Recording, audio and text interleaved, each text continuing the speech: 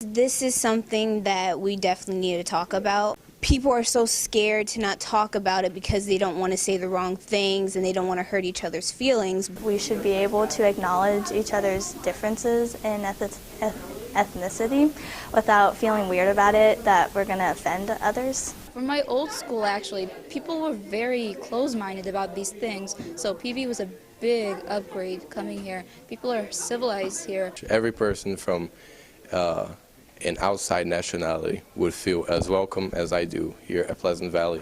We're pretty good at that, but I think we could be better. We joke that like, oh, we're such a white school, but no, there's a lot of different identities here and a lot of individuals, and we need to recognize that. And yeah, we might be a predominantly white school, but there's so many other cultures and racial identities involved in it. And Pleasant Valley, it's hard to people to step out of just Pleasant Valley. You know, we're used to the same kind of people, and to really explore your mind and to see other kinds of peoples and how they live and how they interact is a beautiful thing. Cultural diversity makes us who we are. Otherwise, we don't experience things and we don't experience other people's cultures, and that's how we build relationships. Because if you don't know about how somebody else is, you won't ever understand why they think that way or how their mind is made up. An example, like say someone says something that could offend someone else, but they don't know that that's offensive to someone else. Disrespectfully using a certain word for people my color would know. Everybody's words, they're all heard by somebody, and you never know when somebody's going to actually be offended by that. So a while back, I was hanging out with a new group of friends, and one thing that they told me was that the only person that could make us look uncool here is Vashi, and that's because he's Indian. Like, what's that supposed to mean? I mean, I'm not really different than you guys besides, my race, but how is that an issue? I identify as half white and half Asian, and sometimes people will just label me as the white kid, and when I try to tell them that I'm also half Asian, they either look at me like I'm stupid or they tell me that it doesn't matter because as long as I'm in America, I should be considered as white and not remember my Asian heritage and just forget it and leave it aside.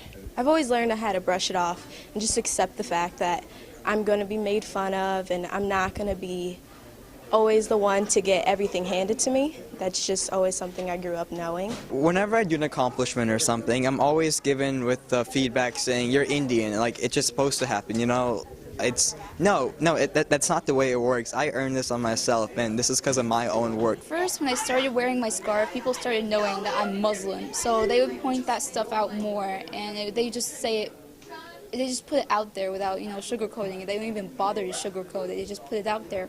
At first, I used to just laugh it off, let it slide, but then I realized that no, I have to have more respect for myself. An Indian joke or Asian joke might come about, and the person who they're directing it to just kind of laughs it off and acts like it's okay, but it might actually hurt down deep inside. It hurts to know that the racist comment that the other person said, that they meant it. As a school, we need to be better than what it's easy to be. I may be African American and you may be Caucasian, and we're the same people, we just have different backgrounds and where we come from, but we are still the same person.